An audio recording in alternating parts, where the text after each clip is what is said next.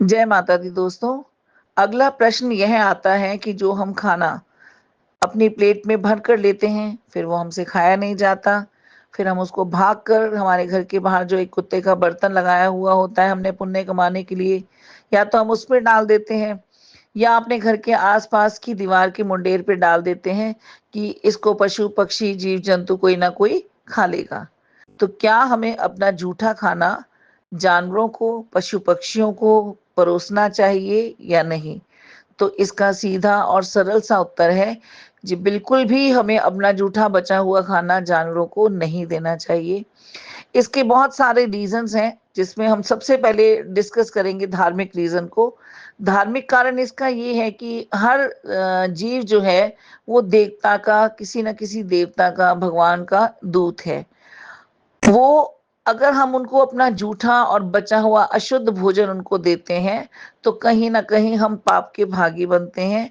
आपने देखा होगा जब आप कई बार एस्ट्रोलॉजर के पास जाते हैं, पंडित के पास जाते हैं, तो वो आपके ग्रह जो खराब होते हैं, उसके लिए वो बोलते हैं कि घोड़े को भीगे हुए चने खिलाओ, बुधवार को मूँग की दाल रात को मंगलवार को भिगो के बुधवार को पक्षियों को खिलाओ, है ना? रोटी के ऊपर सरसों का तेल लगा के काले कुत्ते को खिलाओ। तो वो कहीं न कहीं अनजाने में हमारे जो हैं, अगर हम उनको शुद्ध भोजन देते हैं, तो हमारे कहीं न कहीं अनजाने में जो बिगड़े हुए ग्रह हैं, जो हमें खराब फल देते हैं, वो अनजाने में हमसे शुद्ध हो जाते हैं, वो हमें शुभ फल देने लगते हैं। लेकिन वहीं इसका उल्टा भी होता है कि जो ग्रह हमारे शुभ होते हैं, हम इस तरह से पशु पक्षियों को, जीव जंतुओं को जब हम जूठा भोजन देने लगते हैं, तो वह फिर फल उल्टा आना शुरू हो जाता है।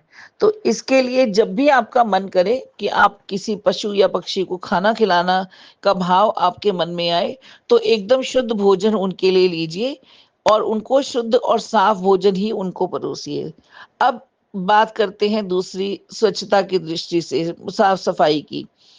तो जिस तरह हमारी बॉडी में इन्फेक्शन होता है, अगर हमारे को कोई किसी का सलाइवा, कोई इन्फेक्टेड सलाइवा हमारे कांटेक्ट में आए, तो इसी तरह हम इंसानों में भी कोई ना कोई जर्म्स होते हैं। हमारे अंदर भी जो हमारी सलाइवा है, लार है, उसमें कोई ना कोई इन्फेक्शन होता है। और ऐसा नहीं है कि बर्ड फ्लू हमको होता है, हम पढ़े लिखे हैं, हम उसको मेडिकल टेस्ट से हमको पता लग जाता है कि हमें ये हुआ है। लेकिन जानवर को हमसे क्या बीमारी हुई है, ये वो जानवर हम तक नहीं पहुंचा पाते।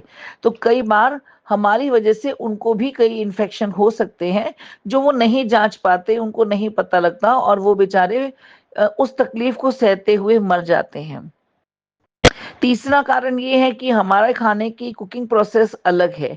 उनको भगवान ने, सृष्टि ने जो उनको साधन दिया है, वो कच्चा और डायरेक्ट फूड खाने के लिए दिया है। उनको भिगो के खाना, तल के खाना, कुकर में पका के खाने का सिस्टम उनके पास नहीं है।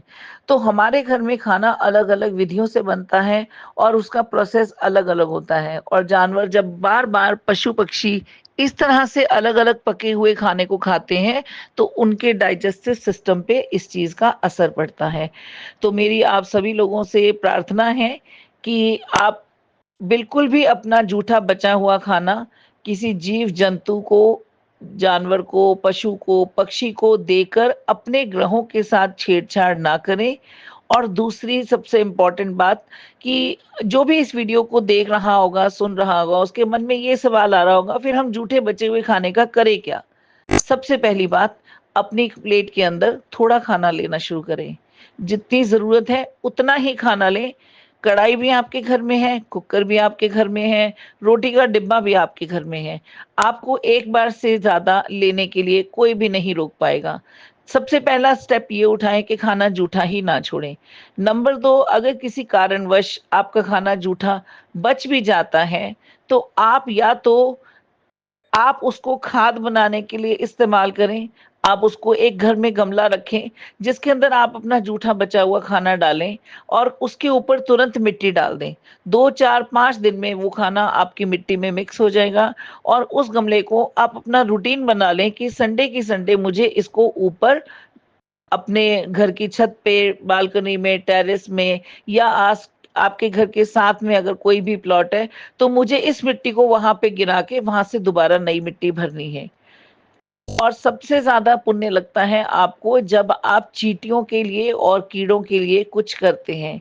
आने वाली वीडियो में आपको मैं बताऊंगी कि पक्षियों के लिए खाना कैसे बनाएं, कैसे तैयार करें, और चींटियों के लिए खाना कैसे बनाएं और कैसे तैयार करें, और कुत्तों के लिए खाना कैसे बनाएं और कैसे तैयार करें, और किस तरह का खाना बनाएं कि आपको उससे से ज्यादा शुभ फल प्राप्त हो, और जिसको आप खिला रहे हैं उसकी सेहत में ज्यादा से ज्यादा उसको फायदा पहुंचे। तो ये छोटी बातें हैं जो अनजाने में हम गलतियां कर जाते हैं, लेकिन हमें उसका रिजल्ट नहीं पता लगता। लेकिन यही बात अगर हमें कोई एस्ट्रोलॉजर बता देगा, तो हमें उसका फर्क, उस उपाय का फर्क नजर आता है कि हाँ, मैंने पक्षियों को 7 बुधवार खाना दिया तो मुझे मेरा ये काम रुका हुआ चला।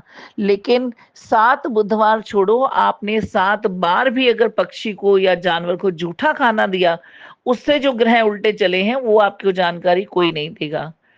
धन्यवाद, मिलते हैं अगली वीडियो में।